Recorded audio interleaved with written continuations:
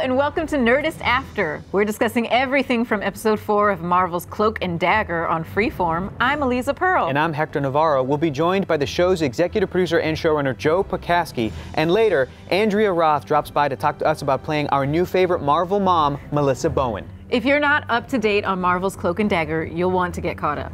So just head over to Hulu or to the Freeform app and then come on back to us and join the action. And if you are all caught up, then you get a gold star sticker as soon as we actually order some. Plus, stick around because we'll have an exclusive sneak peek of episode 5 that you can only see here on Nerdist After.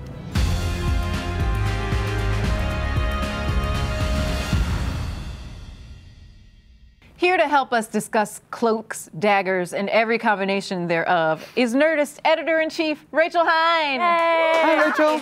You can't get rid of me. No. I'm coming back every week. We wouldn't want it any other way. All right, so to bring everybody up to speed, here's what happened in episode 4, okay? Tandy and Tyrone finally met up to talk about their strange abilities. Tandy decided to team with Greg, rest in peace, Greg, to get to the bottom of the Roxxon case. Tyrone gravitated toward a very cloaky looking cloak that used to belong to his brother, and at the end, Tandy's light daggers saved her life yet again, and Tyrone got up the courage to speak with Detective O'Reilly about his brother's death. Whew. Got all that in. That's a lot. Good job, Hector. That's a lot. It was a heavy episode. It was heavy. Rachel, I want to know how you reacted to Greg's assassination.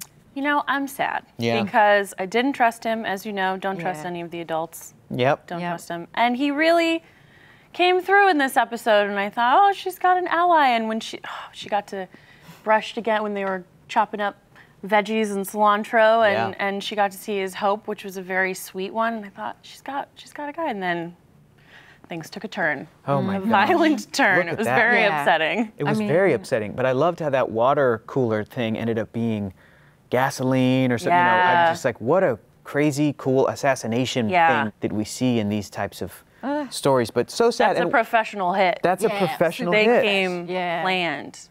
Absolutely. I'm just going to go ahead and say it. I think it was Roxxon. I think it was them. Yeah. Evil Corporation? I think so. But how cool of a power would that have been, though, to be able to brush up against somebody and to kind of see if they're being truthful or not? Wasn't that great? It is great, but it's the same as when you think about having a power like being able to read minds, where sounds great, but some people are terrible. And is it like every time you brush up against someone, every time you touch someone? It seemed like in that scene, though, it seemed like Tandy was trying to activate the power, which is like, you know, ideally, look, in these superhero stories with powers, you get the power, you will have to learn how to control it. So in an ideal world, you have the power and then you can control it. Yeah. But like Rachel said, it would be cool to have, but also it would be really disappointing to use that on somebody you admired and learn that, oh, they're terrible. Yeah. It'd be really sad. And dirtbag. Seems super probable that would happen at some point. So, but exactly. But I also think too, I liked the way that the story is framed, where she's discussing that power and then you see her using it. I just think that the way that they're doing it is really clever and thoughtful to sort of not just explain everything, but to really show it in action and kind of take that further. I agree. I thought that was great. Yeah, Hector, what did you think about the major changes that happened this episode? This is a great episode. Yeah. I love this episode. This was fantastic. I think my favorite moment, being a big comic book fan, is when Tyrone found this cloak. Because I immediately was like, oh my gosh, that's it. That's the cloak. That's Cloak's cloak. That's the one. That's the one he's going to pick. And I loved how the story leading up to this, I mean, it's so cool that they gave so much emotional weight to this item. Because if you read old Cloak and Dagger comic books, their origin, their original story, these two characters, their origin is different, but they end up in this warehouse, and Tyrone arbitrarily just grabs a piece of clothing to then go and try to focus his power and do his thing. And I loved how they were able to attach all of this emotion, this build-up with him and his father, this backstory. And like we were saying, even before the scene confirmed it, we as the audience knew, like, that was his brother's. Yeah. That was his brother's as he was training to be a spy boy. Absolutely. I know it. And then they confirmed it, and you're just, you know, you're almost tearing up. Eliza, what did you think? Yeah. What did you think of the argument between Tandy and Tyrone at the end of the episode? They really went there. Yeah. They said things that Yeah, I mean, that you don't usually say to a stranger or to someone you've just met. But, you know, because of last episode, we saw them, they have this emotional intimacy now because they've literally been in each other's hearts and heads, that they can say these things that you don't say to just a friend or an associate in your life. And so, yeah, that conversation, like, they really go to some deep, very honest places. It got real. Well, that's also, I feel like that's an intimacy that even with the people you're closest with, as much as you can know someone, you only know so much. You aren't actually in their mind or in their heart, and they are. And so that kind of intimacy comes with sort of it's a double-edged dagger. Whoa! Whoa! Not scripted. Whoa! You know, that sort of intimacy means that they've seen these dark parts of each other. They know that they have survivor's guilt. They know that they have a death wish that they're fighting against, and they're seeing each other, their own, you know, death wish mirrored in each other, their own issues. It's very complex, wonderful inner stuff that I love. Great. Yeah. Guys, episode 4 had a lot of tense moments, but perhaps the most painful ones come courtesy of Tandy's dagger-sharp wit. Here now are the most cutting, dagger-to-the-heart moments of the episode.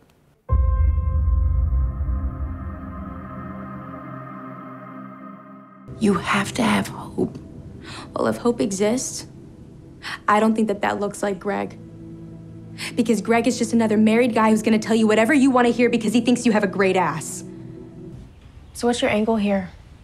Side piece, ambulance chasing, or are you just straight up everyday con man? So you're married? Mm-hmm. So how does that work? Not very well. Thought that I could rescue her. Doesn't like to be needed. You like needy women. Snaps.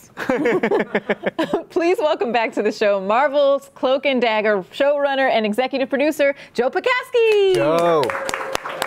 Joe, how are you? I'm great. Thank you for having me back. Joe, Tandy keeps it real. Yeah.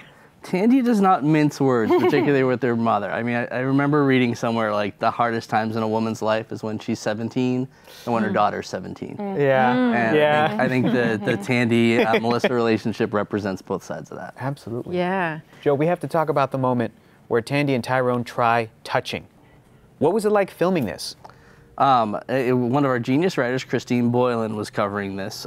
We had a lot of conversations. Amy Mann, incredible director, I thought did a fantastic job on this. Really just kind of got these guys to understand the emotion, and then our stunt coordinators had them both on ratchets and pulls. So there's a bunch of wires we pulled out of here.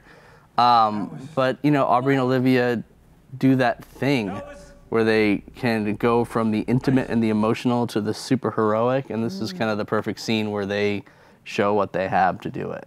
Wow. But it took a village. It took a whole bunch of people breaking pews and pulling them and ratcheting them up and not killing them, which is always good. That is good. Great. Yeah. But you know, it's the emotion was always the important thing, and those two just bring it every time. Rachel, you were reacting to that clip. What'd you think? So I love when we're looking at, we've talked about sort of teenagers and superpowers and how those kind of work together, and the slowness of the moment and the way that they're positioned in this sort of mirror, again, another mirror image, but also that feeling when you're a teenager of anticipation, when you're of like a first kiss or something, that's you feel that in that moment that they're hesitant and they're not sure what to do, and that was just, I thought, captured very beautifully. So There's another moment that I want to talk about, which is a very unique and intense scene where Tyrone's father takes him to meet a group of people from his past. Yeah. Who are they? What's a spy boy? Like, I have so many questions. Yeah. This is another amazing thing that one of our writers, Marcus Guillory, who's lived in New Orleans, kind of brought to our attention. We were talking about, you know, what's real in New Orleans, what's the experience? And he talked about the Mardi Gras Indians, who are also known as the Black Indians. And it's a group of men who basically dress up as Indians to honor the Native Americans who helped either run away or freed slaves find their footing. So as every year they march at Mardi Gras, and it's this amazing men's club where you can be a felon or you can be the mayor and everyone's equal. And the spy boy is kind of the guy who marches up to the front of the parade and has a special honorary position. So it just kind of seemed amazing that we were looking for a mythology to attach to this cloak, and this just felt so beautiful, and we all fell in love with the idea of a man teaching his son how to be a man by way of sewing. Otis, who is Tyrone's dad, was the spy boy back in the day. They were training Billy to do it. And Tyrone is kind of, in a different way, stepping into those shoes. They go up ahead to scout. Do you mean literally like during the Mardi Gras? During the parade, they kind of head Got up it. there, and it's just kind of that honorary position of checking it Sort out. of Yeah, it's represent really cool. probably what happened in the past. Wow, that's really... That is beautiful. Yeah. It's neat, and it's just such a great, like, that these men get together to honor the people who helped their ancestors. Like, there's nothing sweeter than that. Yeah. And where were the Spy Boy scenes actually shot? Was that in the Ninth Ward? So yeah, we were in the lower Ninth Ward. One of the gentlemen who was one of the Indians, you know, he kind of has a little bit of a headquarters for their particular group. They allowed us to use it, so you see a lot of the imagery, a lot of the kind of the photos, and the place where we shot was all, you know, relatively accurate. And these men, most of the extras were actual Indians and brought their own equipment, and it's just amazing. They spend an entire year creating these intricate costumes, and then, you know, let them fall apart because you're a new person every year. And it's such a beautiful kind of marble metaphor. One of the fun parts of being a writer is you get to explore these things you don't understand. And there was nothing I understood less than this. It was a pleasure to just kind of dig in and listen to the experts teach us about it. Yeah. So Hector likes this next part. So towards the end of this scene, Tyrone finds his brother's cloak. Is this possibly the origin story of what will become Tyrone's official superhero costume? It is possibly the origin story. Oh, Joe, you were so slippery. I'm learning from you guys. It's great. Learning our tricks. It is, you know, there are lots of similarities between this and what we see in the comics. So I think this is kind of, you know, in this episode, we find our cloak and we understand our dagger a little better. Yeah. Yeah. And again, we've talked about this before. I love that, not to say that a place like New York City doesn't have a rich cultural history, but I love that the change of location of Cloak and Dagger and these two characters to New Orleans just open it up. And you guys are able to find these amazing stories to tell and these amazing perspectives and to add so much emotional weight to the actual fabric, to the cloak itself. Yeah. It's so cool because it's just like a thing not really thought about when you read the comic book. And here it has all of this importance and it's beautiful. Yeah, it's great. And listen, it's the idea of attaching it to Billy. Like, there's a moment when they're in the church where Aubrey delivers the line and makes me cry every time. He's like, he goes like, I think the cloak's looking out for me. It's like it's, then he stops himself and it's really sweet. And it's an amazing little, You're gonna make you Rachel just want cry. to hug him all the time. Yeah. I know, he has such a just sweet, open face too, that you can see what he's feeling on his face right away, and you're just like, oh, this poor kid. And that tied directly into the scene where Tyrone goes to the police station to really try to figure out if he can learn about the cop who killed his brother. And it just highlights the great point that he makes to Tandy earlier, despite coming from a better financial situation. You know, discrimination based on outward appearance is still very real and can be an unavoidable disadvantage. So what was the process like from getting this on the page to working it out with Aubrey and filming it? I mean, I think the first thing was, you know, it's the reason why every writer's room should be diverse, so you can have these conversations. So, you know, we kind of wanted to make sure what we were doing was right, and the young black men in our room said, yeah, nobody wants to go to a police station. Yeah. Nobody, you know, it's enemy territory to some people. It's a place where you'll be treated hostile, or at least the idea that you might be treated hostile becomes overwhelming. So we started there, and then, you know, Amy Mann directed this great way, and the way Aubrey plays it is great because he goes in there, we understand his intent, and then our sound design team, who's fantastic, Mark Isham's score comes in a little and kind of sets that as well, and it felt like such a great moment that's reflective of the real world that it was nice to be able to fit it into a superhero story. And at the end, when he reaches out to Detective O'Reilly, does that signal a change for Tyrone, for his character? That's exactly it. So he goes through this, everything he went through with... Nailed it. We got it, guys. We figured it out. Everything he goes through with Tandy, even though they're yelling at each other, they're both challenging each other to be better, and that's who Tandy and Tyrone are at the end of the day. So she calls him out for not being a coward. You see him doing his push-ups, you see him getting kind of angry, and then finally he's like, screw it.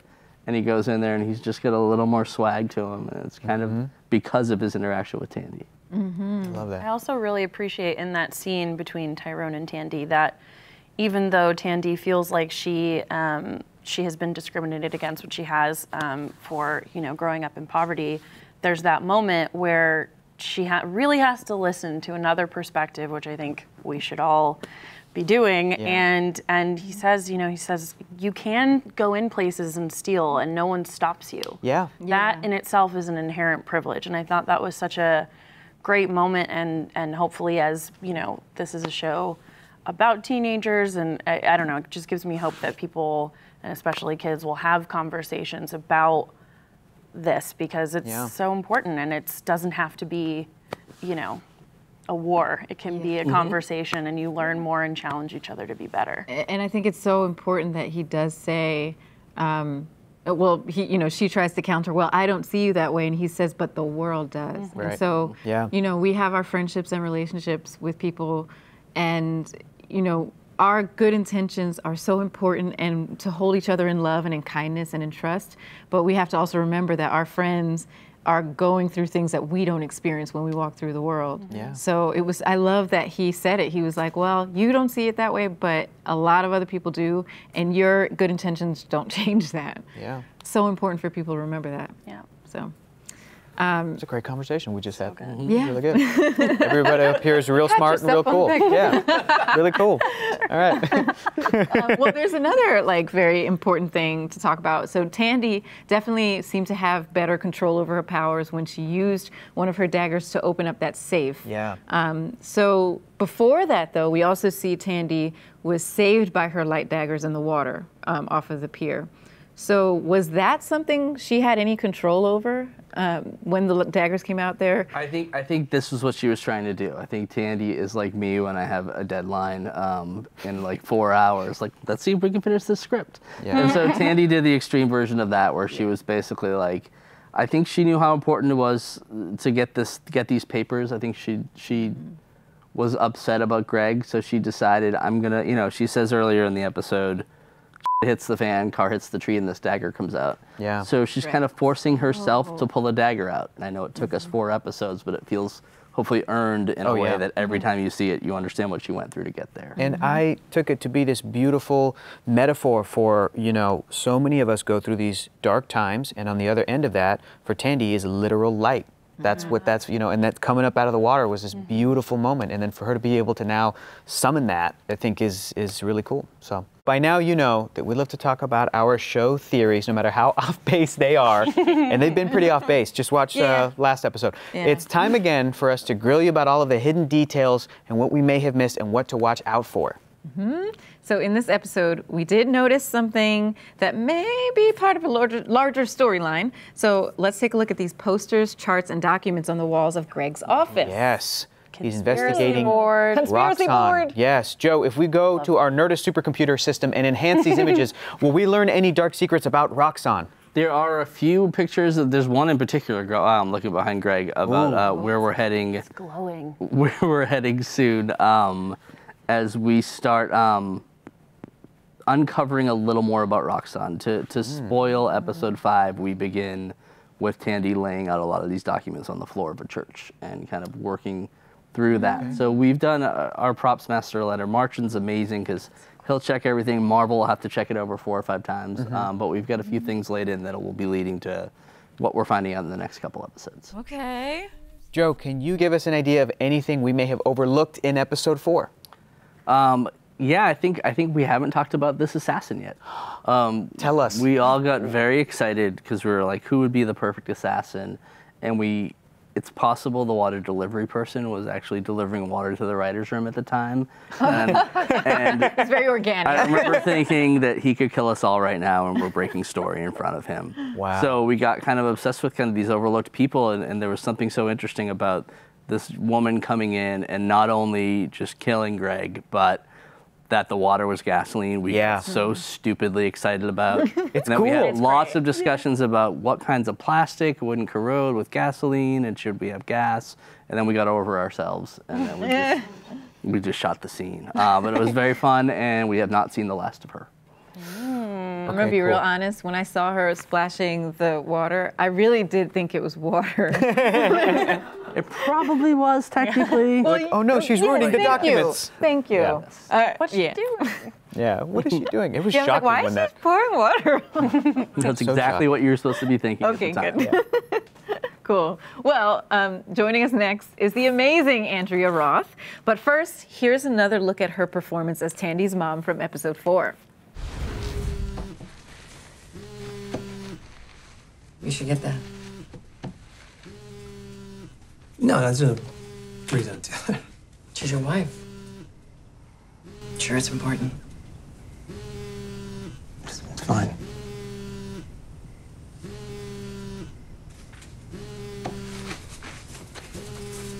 Excuse me. Huh? Yeah. No, I'm not doing this right now.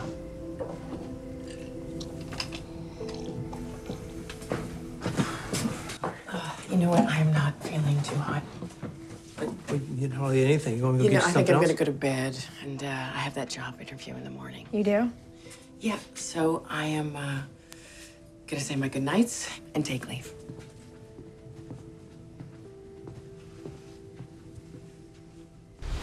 You may know her as Melissa Bowen, or you may know her as Tandy's mom. In both cases, you are correct. Please say hello to Andrea Roth. Thank you for having me. Thank you so much for being here.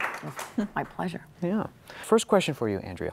What is Melissa going to do without Greg? She finally finds a decent but married guy and already loses him. What's next? I don't know how much lower she can go at this point. Oh, no. I mean, how much lower is it going to go? We're gonna find out in the next couple episodes how much lower she can go. But Speaking of that, let's try to theorize a little bit. Rachel, Eliza, how do you think Melissa is going to deal with this news? Well, when she was making those phone calls, like leaving 6 voicemails, that was heartbreaking. I don't think she's gonna take it very well. And Earlier scenes would say that her life skills and emotional skills are lacking. So one would think that I'm not going to all of a sudden be a little healthier. yeah, I think what Andrea and Olivia do so amazingly is they both play the same side of a different coin, or opposite sides of the same coin. And it's funny how you look at them and you look at the choices that mom makes, and they're so very much like the choices that Tandy makes. There's a moment where you go, during a scene, and Olivia does it during 2 scenes later, and it's just really amazing how you kind of like lay out the mother-daughter relationship in such an amazing way. Because you wrote it. We are merely playing out. There's a lot of stuff that didn't turn out amazing, trust me. But it's awesome to do scenes with you guys, because it's just like watching amazing tennis partners like hit it really hard. Oh, thank great. you. Yeah. So much fun. Well, here's a Rachel, question. I want to ask Rachel, how do you feel? I know you don't trust the adults in No, the show. sure don't. right. Sure don't. Do you trust Melissa Bowen In the show. in the show? Everyone could be evil. We don't know yet. They could all be a part of it. How do you feel about Melissa Bowen in that context of trusting adults? I trust her. I think she's being an honest character. You can, she's being herself. I think that this relationship from the get-go was one of the ones that drew me in. As you were saying, young women's relationships with their mothers can be incredibly fraught, and especially because they usually are similar and are kind of playing off of each other.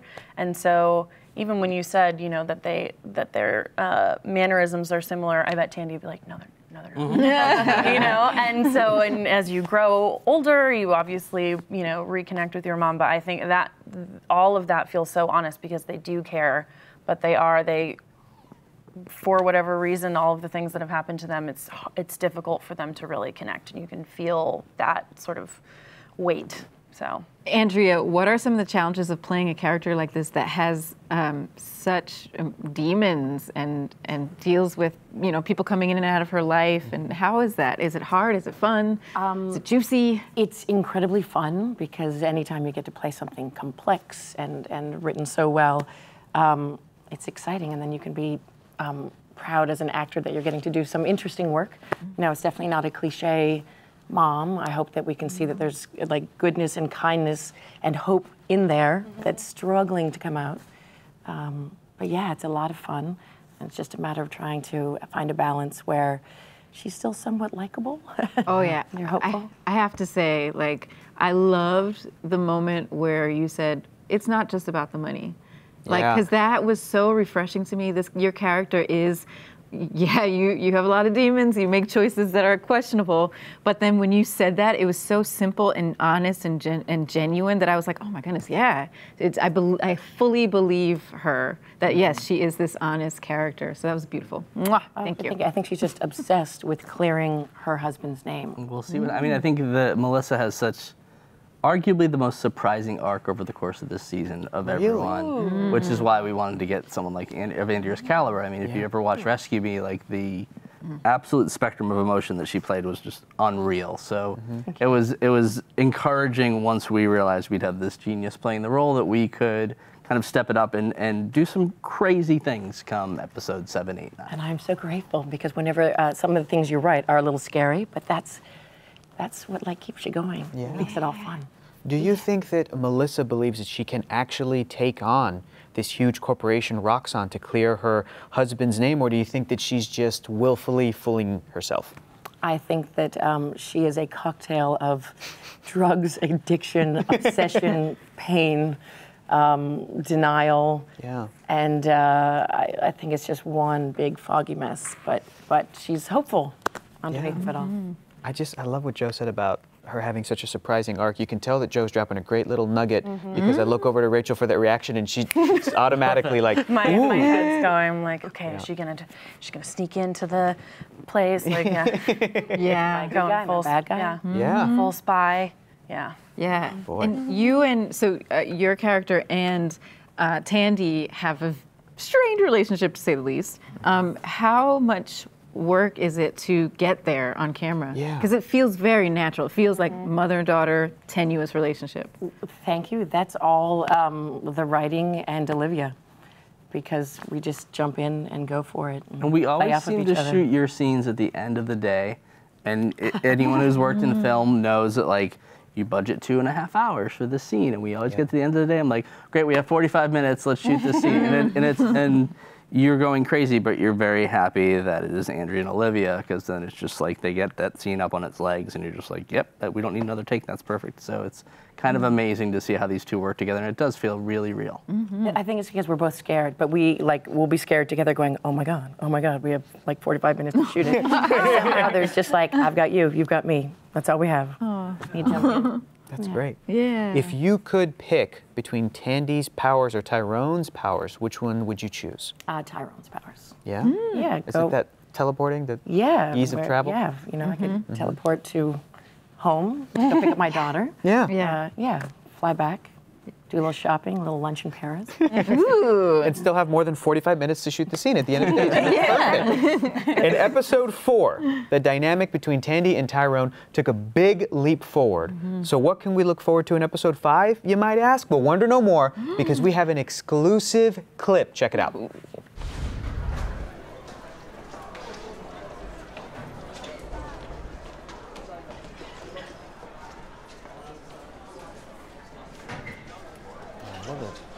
Costume design in the show. It's so great. We didn't have to do all this. Can't take the credit. What? What the hell are you doing here? Last I saw you, you were calling me a choir boy. Last I saw you, you were storming out of my church like one. What? What is she doing? What's she doing? Guess who's coming to high school? Joe, tell us what's going on. Yeah. She's gonna go to his school, or she's just gonna show up? A whole episode of television that's going to happen in a week, and you're going to find out all of it. Oh my gosh. The dynamic Yeah. at that high school is gonna be dramatic. I just love seeing like how uncomfortable Tyrone was, because that was his element. Where all of a sudden, we're throwing a wrench in the works. That's great. Yeah, I'm nervous for Tandy and Evita to meet. Okay. Okay, guys. Well, that is it for the 4th edition of Nerdist After. We know you have questions, comments, and theories, so tweet them to us at Nerdist with the hashtag Cloak and Dagger, and you just might see it here next week. And follow the show on Twitter at Cloak and Dagger and at Freeform TV. And you can catch a new episode of Marvel's Cloak and Dagger on Freeform Thursdays at 8 p.m. or on Hulu and the Freeform app. There it is. And thank you to Rachel Hine, Joe Pokaski, and of course the incredible Andrea Roth for joining us, guys. Yes! Round of applause. Thank you guys so much. Thank you. I am Hector Navarro. And I'm Elisa Pearl. You can find us on Nerdist.com and Nerdist's YouTube and Facebook pages. We'll see you after episode 5 of Marvel's Cloak and Dagger.